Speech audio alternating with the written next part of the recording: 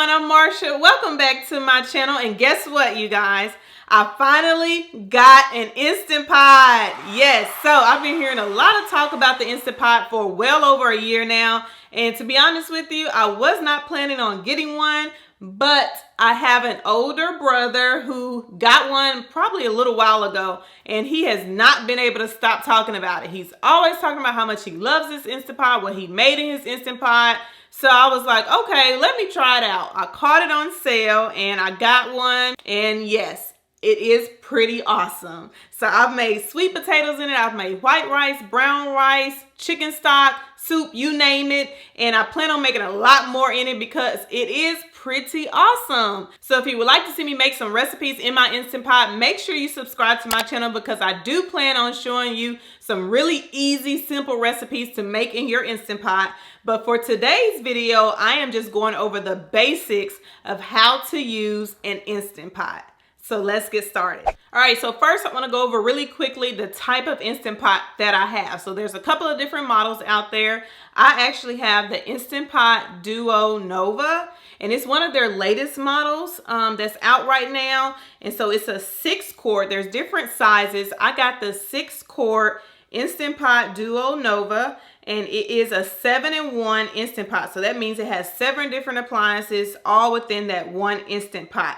So what I really like about this particular model is it's their latest model that has the new updated seal lid. So it's the updated steam release lid. So when you close the lid, it automatically seals the pressure valve. So that's very important, and I'll go over that more later in the video. But basically, I don't have to worry about if I remember to turn the pressure valve to sealing versus venting because it automatically does it for you. And then it has a separate quick release button to let the pressure out. So 7 appliances in one. So it is a pressure cooker, it's a saute pan, it's a steamer, a slow cooker, a rice cooker, food warmer, and yogurt maker. So you may not use all of these different settings that's on the Instant Pot. Honestly, you may just use the pressure cooker setting. So far, I've used the pressure cooker setting and the rice setting. And it also has other settings on here that aren't necessarily considered an appliance, but it's different settings that you can use to cook your food. So you have the soup setting, you have the meat or stew setting, you have chili, poultry, of course, slow cook, saute. I mean, it has a bunch of different settings on here that you can use, so you don't have to worry about, well, how much time do I need to cook this or that or cook that. So I think it's really convenient. Again, I've used the rice setting specifically, and I just cut it on and I don't even have to worry about it. So I'm in love with that setting right now. All right, so once you get your Instant Pot, again, you're probably gonna start off with the pressure cook setting. So I'm just gonna show you how that works really quick. I'm gonna start off by putting some water in my Instant Pot, and I'm just gonna show you how to cut it on and use it right after you get it out the box. So I don't wanna just cut it on without anything in it because I don't wanna mess up my Instant Pot. So I'm just gonna put 2 cups of water in it for now. All right, so I'm just gonna close the lid and you'll hear a nice little jingle. And then again, the seal is gonna automatically seal for you. And then you have the pressure cook button. So I'm gonna hit the pressure cook button. I'm gonna keep it on high pressure. And then you have the plus and minus symbol to adjust the time that you want to cook whatever you're cooking. So I'm gonna actually cut it to 3 minutes. So I'm just gonna cook this water or boil this water for just 3 minutes, and then you'll get to see what happens when it gets done. All right, so when you cut your pressure cooker on, it actually takes a little while for it to actually pressurize. So what that means is once you put your liquid and your food in there, depending on how much liquid and food you have, it takes the Instant Pot a little while to actually pressurize. And once it pressurizes, it could take about between 5 and 15 minutes actually to pressurize. Once it pressurizes, then you'll hear another sound and it lets you know that, hey, now I'm about to start cooking your food. And so then you'll see the timer to actually go down once the Instant Pot starts to actually cook. So that's very important because you might see some recipes that say, hey, you can make rice in 12 minutes. Well, you actually have to account for the time that it takes to pressurize as well. All right, so now the Instant Pot is done. The pressure cooking is over with.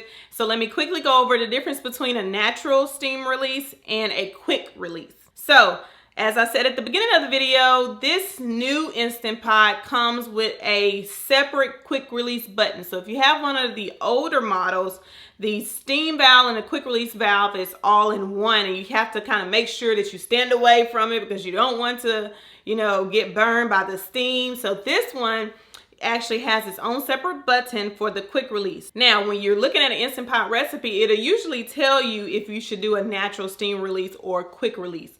What is the difference? So a natural steam release is once your Instant Pot is done, that steam has to escape. It has to go somewhere. So you can let it escape naturally on its own, or you can push a button and it automatically escapes instantly. So a lot of recipes tell you to let it escape on its own, which is called a natural steam release. And so it just comes out of the vent. The steam comes out naturally on its own. It takes a while, but it comes out on its own and is naturally releasing. So a recipe may say, hey, let it naturally release its steam for 10 minutes, 15 or 20 minutes. So the reason why a lot of recipes actually take this route versus hitting the button and you can just do a quick release, because that Instant Pot has pressurized and it's very hot and it's a lot of steam in there. So if you quick release it, depending on what type of food you're cooking, it could explode, it could splatter everywhere. So if you have like a soup or if you have potatoes, you really don't want that happening to you. So chances are the recipe may say let it naturally release its steam for 15 minutes, then take the lid off. That is the safest way to probably do it. You may have some stuff that you can just do a quick release, but a lot of recipes that I've seen has said to naturally do a steam release, to do a natural steam release, then take the top off, and then you have your meal. Accessories. So there's different types of accessories that you can use for your Instant Pot. The one that came with mine is what's called like a rack or a trivet rack. And it's just like a metal rack that you sit down on the inside, and you can sit your vegetables or anything you want to cook on that rack. And so that way it doesn't get soggy in the water that you have to add to the Instant Pot to cook. So whenever I'm making my sweet potatoes, I put the sweet potatoes on that rack, then I add my water, and then I cook it that way. And the steam just kind of circulates around the potatoes and it cooks, and it's perfect.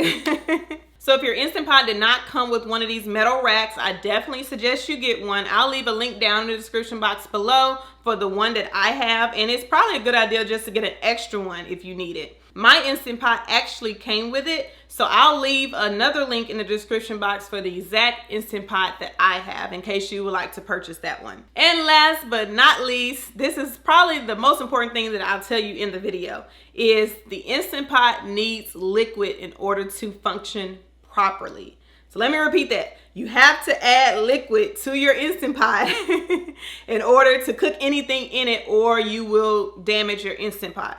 So it doesn't matter if you're cooking vegetables or if you're cooking meat or if you're cooking soup, if you're cooking rice, add some type of liquid, whether it's water, whether it's chicken stock or chicken broth or beef broth, add some type of liquid in it to cook whatever you're cooking. If you don't, there is not a way for the Instant Pot to steam up and cook your food. That's the whole point, is that it's supposed to pressurize and cook your food that way. That's why it's called a pressure cooker. So if you don't remember anything else, make sure you remember to add some type of liquid. The recipes that you see will tell you probably how much liquid to add, especially for your rice recipes, or any other recipe that you may see. Again, I have some that I'm going to start rolling out on my channel just because I love this so much. And so I'll tell you how much liquid to add in each one of those recipes as well. So make sure you remember that tip. All right, that's all I have for you guys. Thanks so much for tuning into this video. If you like this video, please leave me a big thumbs up down below. And if you would like to see some Instant Pot recipes, make sure you subscribe to my channel so you don't miss those videos. And until next time, I will see you later.